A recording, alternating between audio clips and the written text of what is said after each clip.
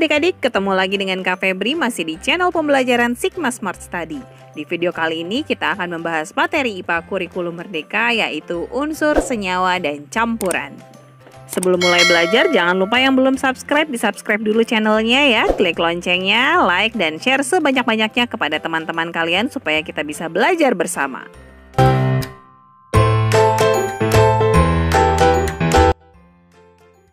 Unsur, senyawa, dan campuran adalah sesuatu yang menempati ruang, memiliki massa, dapat berubah baik secara fisik maupun kimia. Nah, kita akan bahas satu persatu dimulai dari unsur.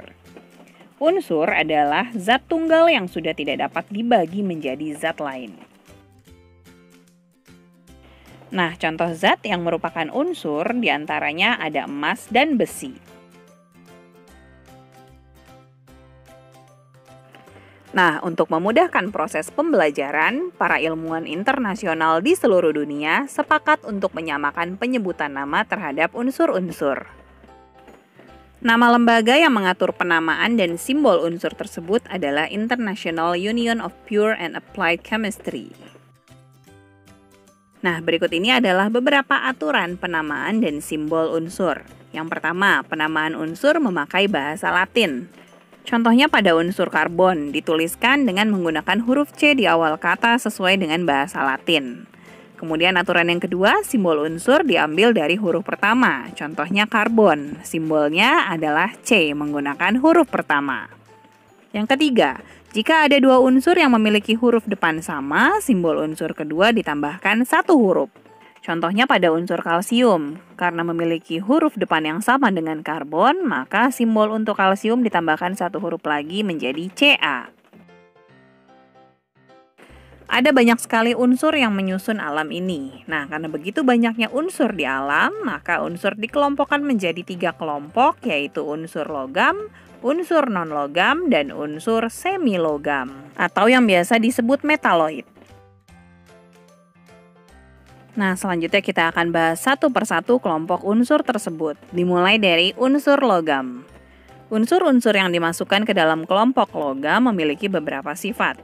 Yang pertama, unsur tersebut harus kuat dan keras, tetapi mudah dibentuk atau ditempa dengan perlakuan khusus, misalnya dengan dipanaskan atau dibakar, bisa mengantarkan listrik dan terlihat mengkilap. Beberapa contoh yang termasuk ke dalam unsur logam diantaranya ada aluminium, seng, dan tembaga. Dan masih banyak lagi contoh yang lainnya.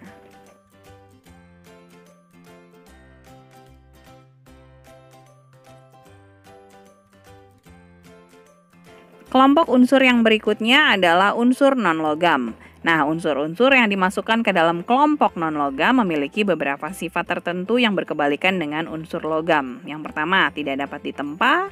Yang kedua, tidak mengkilap. Dan memiliki kemampuan penghantaran listrik yang rendah. Beberapa contoh unsur yang dimasukkan ke dalam kelompok unsur non-logam diantaranya ada oksigen, hidrogen, helium, dan masih banyak lagi contoh yang lainnya. Kelompok unsur yang berikutnya adalah unsur metaloid atau semilogam. Unsur yang dimasukkan ke dalam kelompok ini adalah unsur-unsur peralihan antara logam dan non-logam yang memiliki sifat logam dan non-logam. Sifat pertama adalah berupa padatan, sifat kedua rapuh atau tidak keras, dan bisa mengantarkan listrik dengan kondisi tertentu atau biasa disebut semikonduktor. Berdasarkan penelitian-penelitian yang dilakukan oleh para ilmuwan, sudah ada 7 macam metaloid yang dikenal di dunia. Yang pertama boron, yang kedua silikon, ketiga arsenik, yang keempat antimon atau stibium, yang kelima polonium, yang keenam tellurium, dan yang ketujuh germanium. Selanjutnya kita akan membahas mengenai tabel periodik unsur. Tabel periodik unsur adalah tabel yang menampilkan setiap unsur dalam sistemnya berdasarkan sifat unsur tersebut. Tabel periodik unsur dibuat dengan tujuan untuk memudahkan dalam proses pengenalan unsur-unsur tersebut melalui pengelompokan.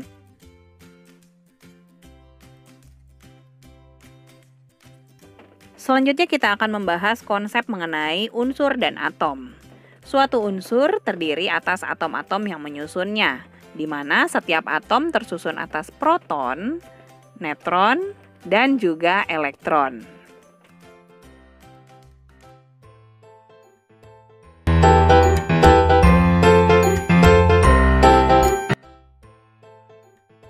Nah, selanjutnya kita akan membahas mengenai senyawa.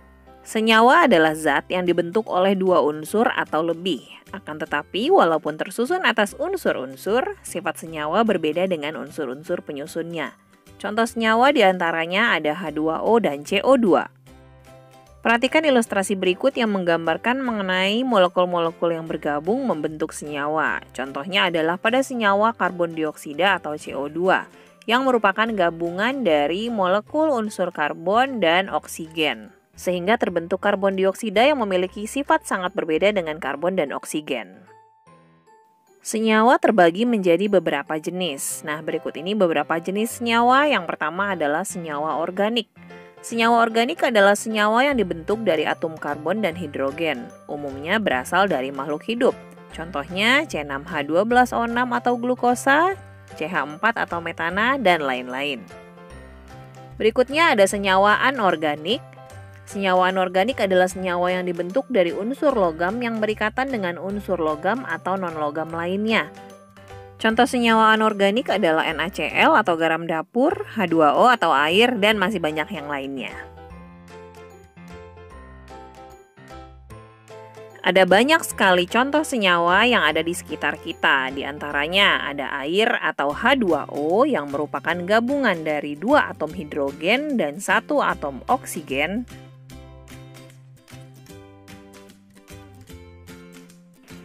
Dan ada pula garam dapur yang biasa disebut NaCl atau natrium klorida, merupakan gabungan dari unsur natrium dan klorida. Tetapi sifat NaCl sangat berbeda dengan natrium maupun klorida.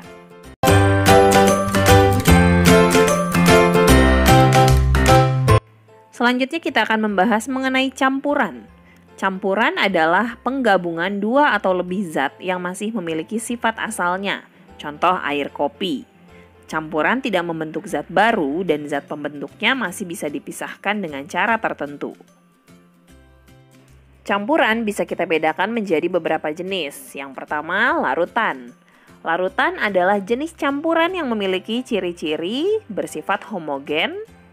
Zat terlarut akan larut tersebar merata dan tidak dapat dipisahkan dari pelarutnya dengan cara disaring. Contohnya pada larutan air dan sirup. Campuran yang berikutnya adalah suspensi. Suspensi adalah jenis campuran yang memiliki ciri sebagai berikut. Yang pertama, bersifat heterogen karena akan ada zat yang mengendap dan bisa disaring. Contohnya adalah air kopi. Jenis campuran yang ketiga adalah koloid. Koloid adalah jenis campuran yang memiliki ciri-ciri sebagai berikut. Yang pertama bersifat heterogen, yang kedua bisa disaring dengan penyaring ultra, dan yang ketiga bersifat stabil. Contohnya adalah susu. Campuran dapat dipisahkan menjadi zat-zat penyusunnya dengan beberapa cara, tergantung pada jenis partikelnya. Pada partikel yang tidak larut, kita bisa melakukan pemisahan dengan melakukan pengayakan dan penyaringan, yaitu proses pemisahan zat dari cairan dengan menggunakan alat berpori. Masih pada partikel yang tak larut, kita juga bisa melakukan pemisahan campuran dengan cara dekantasi, yaitu proses pemisahan campuran yang sedimennya sudah mengendap di bawah wadah dan cairan di atasnya dituangkan sedikit demi sedikit, seperti pada gambar di samping ini. Metode pemisahan campuran pada partikel tak larut yang berikutnya adalah sentrifugasi, yaitu pemisahan campuran yang memanfaatkan gerakan partikel dalam proses pemisahannya dengan menggunakan alat berputar dengan tenaga motor. Proses perputaran yang sangat cepat akan menyebabkan partikel yang tidak larut mengendap di bagian bawah wadah, sehingga akan terpisah antara cairan dan bagian padatan yang tidak larut. Nah, selanjutnya proses pemisahan campuran pada partikel yang larut. Ada beberapa cara. Yang pertama adalah destilasi, yaitu pemisahan campuran dengan memanfaatkan titik didih yang berbeda. Campuran tersusun atas beberapa zat berbeda yang tentu saja memiliki titik didih yang juga berbeda-beda. Nah, dengan membedakan titik didihnya, kita bisa memisahkan zat-zat penyusun tersebut. Pemisahan campuran pada partikel larut yang berikutnya adalah dengan kromatografi, yaitu pemisahan campuran berdasarkan perbedaan kecepatan zat-zat pada permukaan benda penyerap, misalnya kertas. Oke adik-adik, itu tadi materi mengenai unsur, senyawa, dan campuran sudah selesai kita bahas. Mudah-mudahan mudah dipahami dan kalian bisa terbantu dalam proses belajar. Tetap semangat belajarnya dan tetap belajar bersama Sigma Smart Study karena belajar bisa dari mana aja.